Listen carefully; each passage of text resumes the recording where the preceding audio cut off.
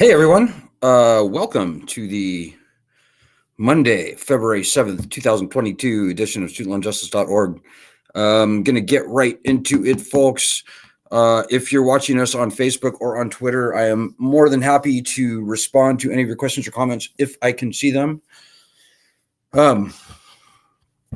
So what's going on right now? Good news last week. The Department of Education announced that they are withdrawing their opposition to a bankruptcy filer in bankruptcy court. Now, that may not sound like a huge deal, but it is important because Undersecretary James Kowal mentioned, they announced it publicly, number one, that's significant. Number two, Undersecretary James Kowal said that they are revisiting how they handle bankruptcy cases generally. That is quite important. You know, we pushed Elizabeth Warren back during the Iowa campaign. We pushed her to include returning bankruptcy to student loans by executive order on day one as president into her agenda. And she did that. Joe Biden said before the primaries were over with that he was endorsing Elizabeth Warren's bankruptcy plan. So Joe Biden was obligated, and we pushed him very hard to, order the Department of Education to stop opposing student loan borrowers in bankruptcy court on day one as president. He totally screwed us on day one. But hey, better is late than never, right? So I am very guardedly, cautiously optimistic that we will get a pledge from the Department of Education to stop opposing all student loan borrowers, all federal student loan borrowers in bankruptcy court. So that's good. That news last week was definitely a step in the right direction. So, hey, I have a couple of announcements I want to make. So we've got an interview request. If you voted for Joe Biden, if you consider yourself to be a right-leaning individual, and you voted for Biden in the expectation that he was going to cancel loans, then let us know. Send me an email, justice@studentloanjustice.org, or hit me up on Facebook, or even on Twitter is good too. You can message me or whatever. You can even leave a comment below this live stream on Twitter if you're watching us on Twitter. There's a lot of pissed off people in the world who voted for Biden in the expectation that he was going to cancel loans. Probably a lot of conservatives who, all things being equal, probably would have voted for Trump otherwise. So I would like to find out. I would like to talk to those people. And it's not me. It's actually a reporter for a very prominent newspaper. I'm just going to leave it at that. You've heard of this newspaper. So, let me know. Also, let's see what else. Well, that's about it as far as announcements go. But guys, the most important thing, this is a very serious week for us. We are pushing S2598. This bill will return bankruptcy protections to federal student loans. The most important thing I'm going to say to you tonight, we are not going to see meaningful, actual student loan cancellation unless and until we get the threat of bankruptcy back on our side.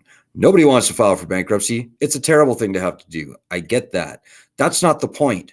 The point is, without the threat of bankruptcy back on our side, any loan cancellation we're going to see from Joe Biden is going to be fake. It's going to be this up to $50,000 nonsense. It's going to be a $10,000 not even slap in the face. And let me just tell you guys, we've been doing this for many years. And when they say up to $50,000, that means you're not getting $50,000. You're not. You earned too much money, or you didn't fill out your application correctly, or you're in default, or whatever the reason may be. You're not getting $50,000. You're getting like $8,000. You get nothing. You get $3,000. It'll be like that at best. That's the way the Department of Education rolls. That's the way they've always rolled. That's not nearly enough, guys. We're not going to be fooled again. We've seen this trick played on borrowers for decades now. Multiple decades now have we seen this trick of foisting a fake loan cancellation on the people in as a cheap substitute for bankruptcy protections. Bankruptcy is the student loan system's kryptonite. It's what they fight against hardest behind the scenes. So whether you want to get your loans canceled, whether you want a break on the interest, whether you want some other fair negotiated workout, or maybe you need to file for bankruptcy, none of those things can happen unless and until we get S2598 passed for federal loans. And quite frankly, we also have to get HR 4907 passed. It's a House bill for private student loans. The most important thing, I'm telling you guys, nobody wants to file for bankruptcy. Few people will have to file for bankruptcy when we get the threat back. Please just think about that. It's the truest, most important thing I'm going to say tonight. So yeah, guys, tonight the topic is why you are so important. You sitting there, why you are so important. Now, some may think this is just a shameless suck up to my audience. And maybe it is. Maybe I did put that headline in there to get a few more eyeballs on my live streams or something. But folks, it's actually extremely true. This lending system is catastrophically failed. It's ready to crash and burn. It is ready to collapse completely. Now, it only takes one person to be that straw, that proverbial straw that breaks the camel's back.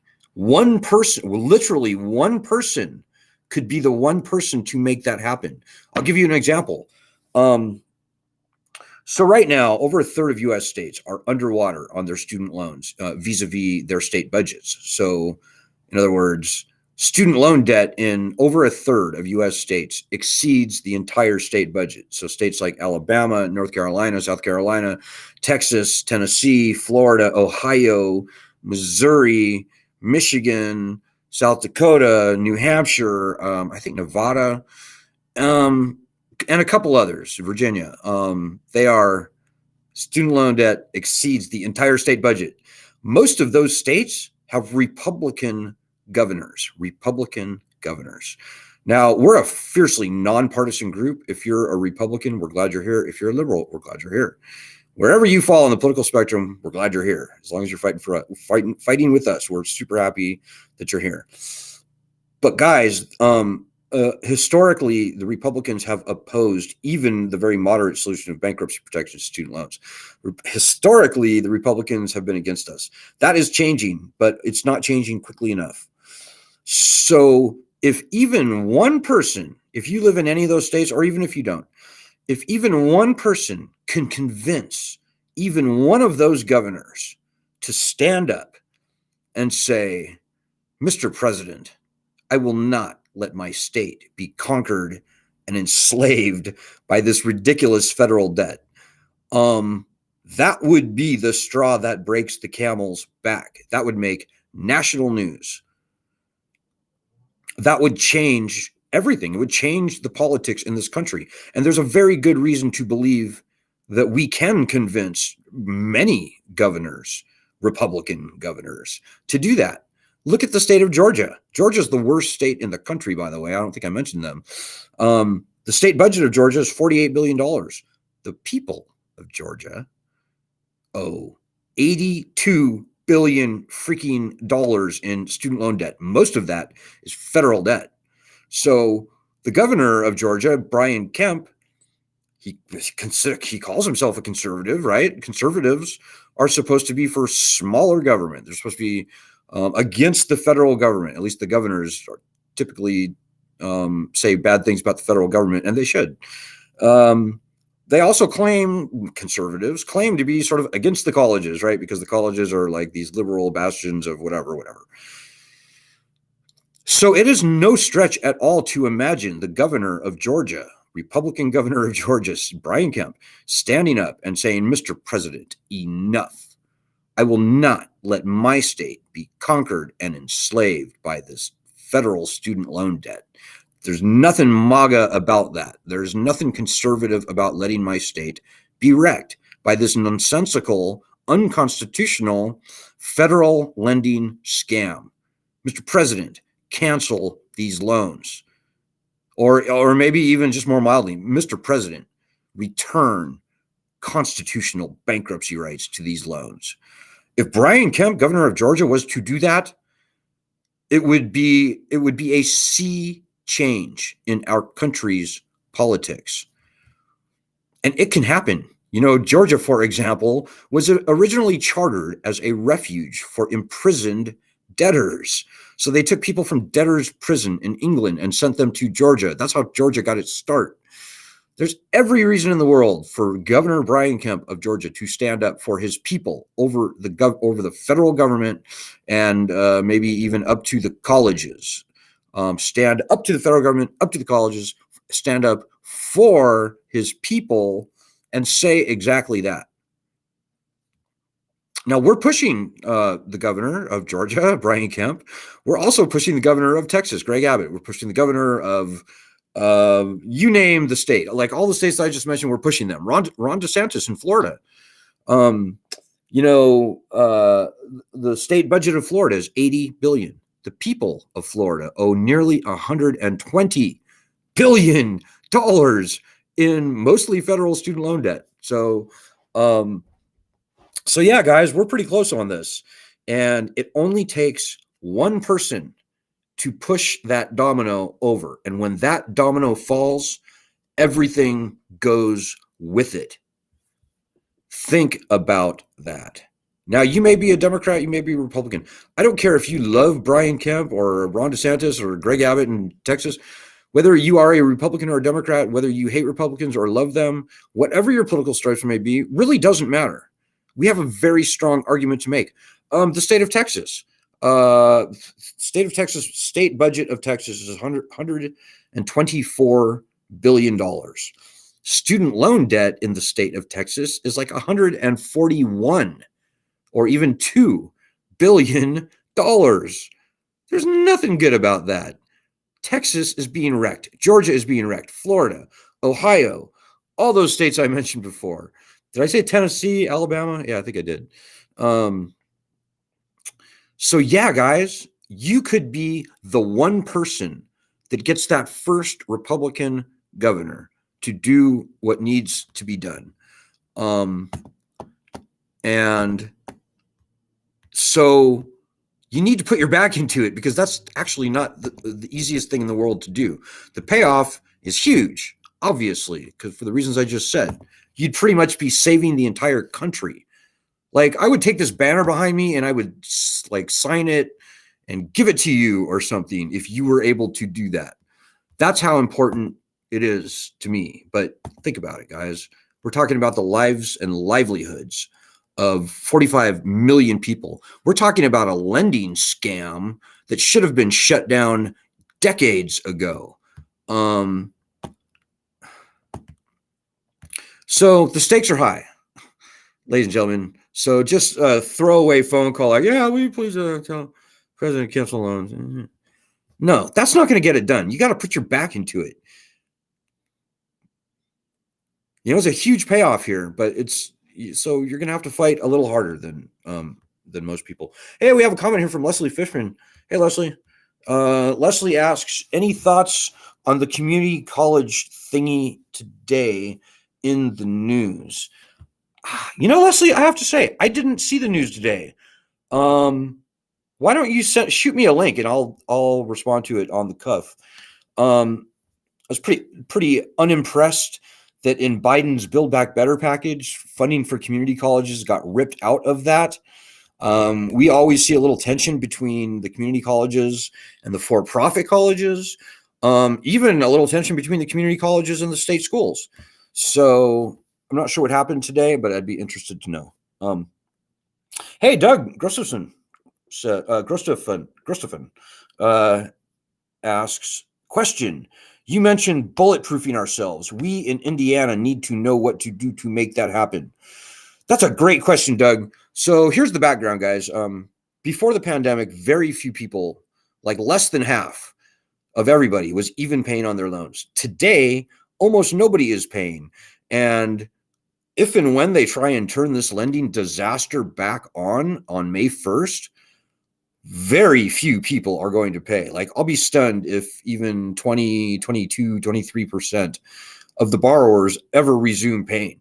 We are headed for a mass default. People are just not going to pay their loans. And they shouldn't. In my humble opinion, nobody should be paying on the federal student loans if they can possibly avoid it. There's a million ways to avoid it, which brings me to the topic of bulletproofing. You can bulletproof yourself against the collection goons.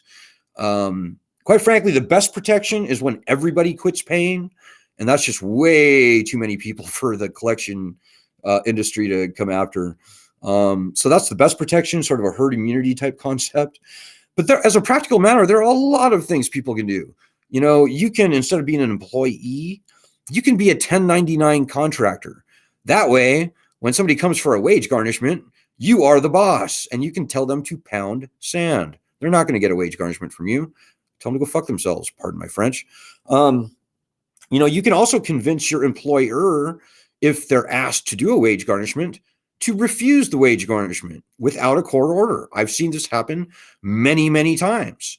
You know, the collection goons, they will try and convince your boss that they are with the Department of Education and they carry the weight of the federal government with them, and you could go to jail if you don't do this wage garnishment. That's all nonsense. That's all bullshit. The people talking to your boss are 2-bit collection goons, and they will do anything they can to suck a buck out of your paycheck. If you just sort of explain that in maybe friendlier terms with your employer and ask them to ask for a court order in order to do the wage garnishment, the collection goons, 100% of the time that I've seen, they will go away. They will move to an easier target on the list. You know, you can file exempt so that you have no tax return to steal at the end of the year. We've even had people paying a nominal amount every 9 months or less, every 270 days or less, in order to keep their loan out of default. And that may be a very worthwhile thing for people to know about. It's not set in stone that that's a perfect way to bulletproof yourself.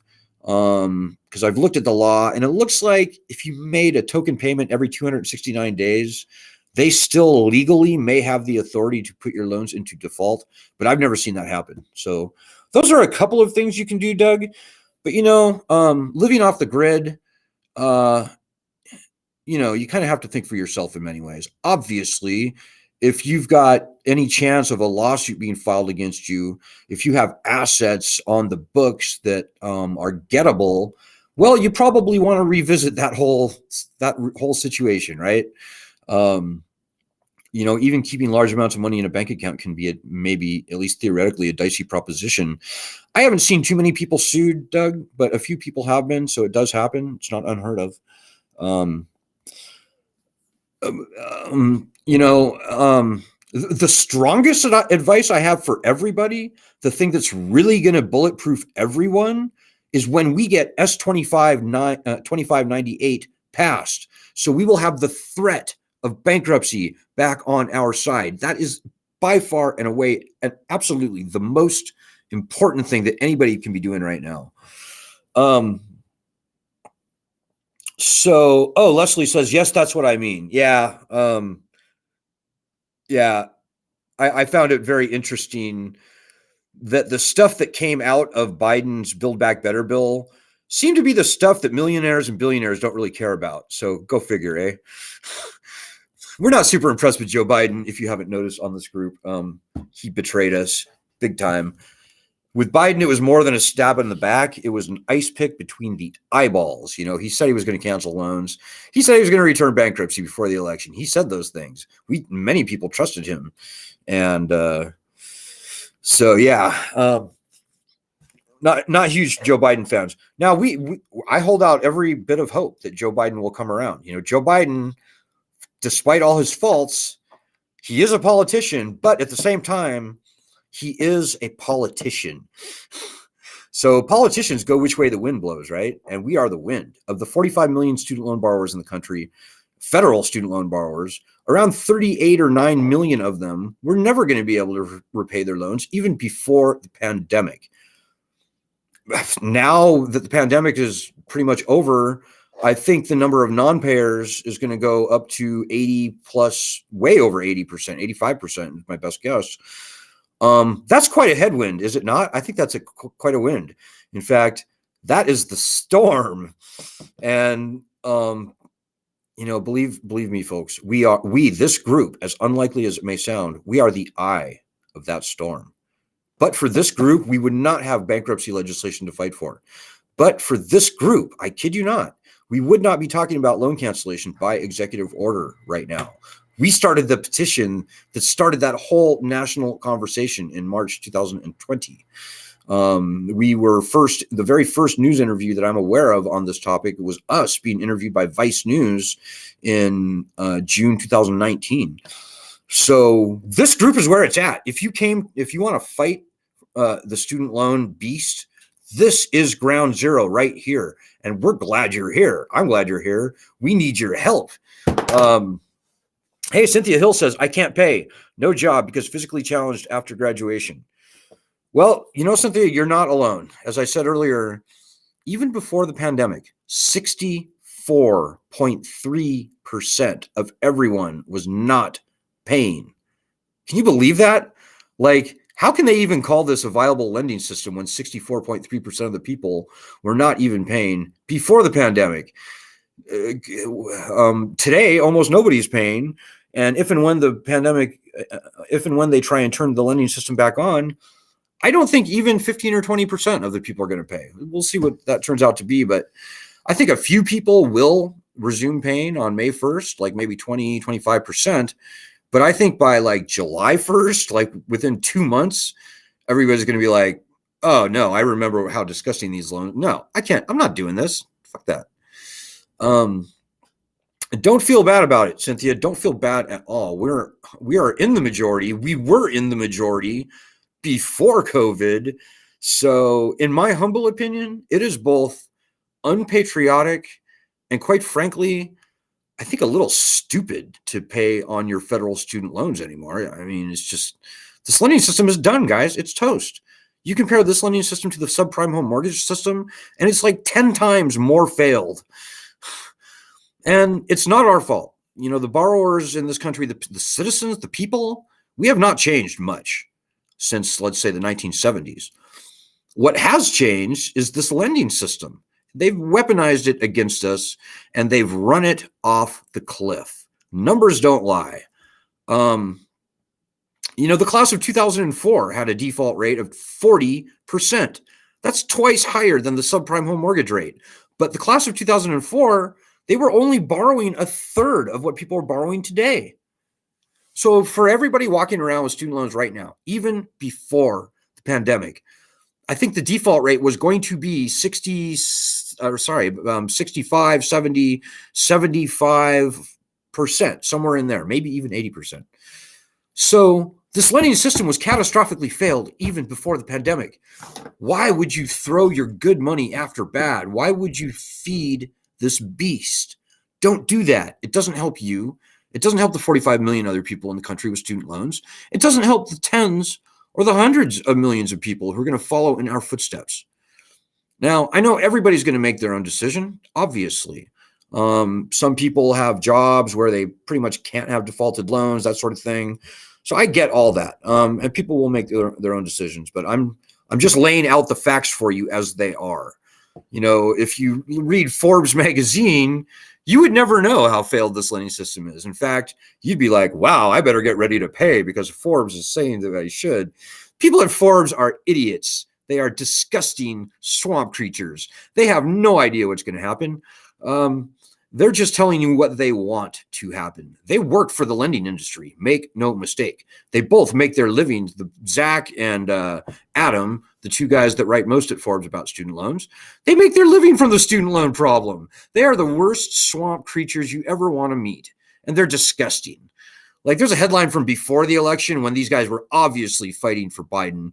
We're a nonpartisan group, but they were like, before the election, the Forbes headline was, Biden reaffirms, I will cancel your loans, or something like that. And then flash forward to after the election, all of a sudden the Forbes headlines are like, President Biden never promised to cancel your loans. So the people at Forbes are silly and nonsensical. They're a bunch of whirling dervishes, and they are spinning you. And I don't even post Forbes articles on our group anymore because it's just disgusting. It's misinformation. It's propaganda.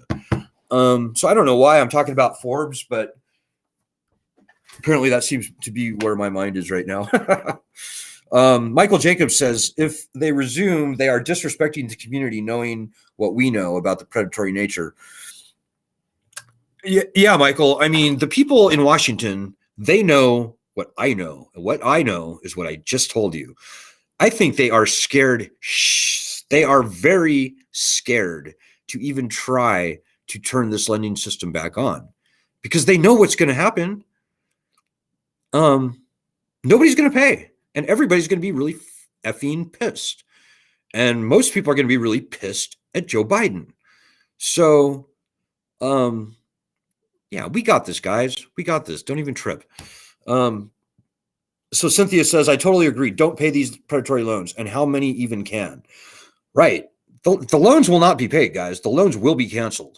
Now, whether this, I would say dead, but maybe others would say dying. Whatever this failed dying / dead lending system, whatever kind of send out we give it, whether we give it the clean death that is good for the country, where Biden cancels loans broadly, and stimulates the economy, and it's kind of a no fault type of thing. Everybody can move on with their lives and start businesses and start families and buy houses and buy cars and stuff like that.